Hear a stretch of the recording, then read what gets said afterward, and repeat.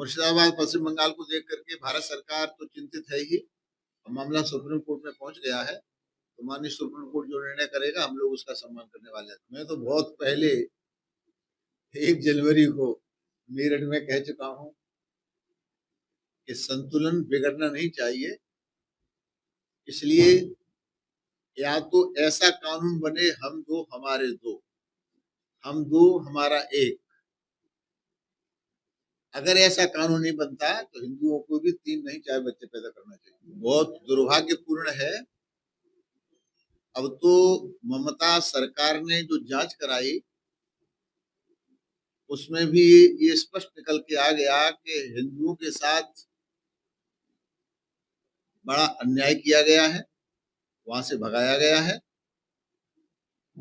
और मुर्शिदाबाद की स्थिति अपने आप में स्पष्ट है। इसमें भारत सरकार को माननीय सुप्रीम कोर्ट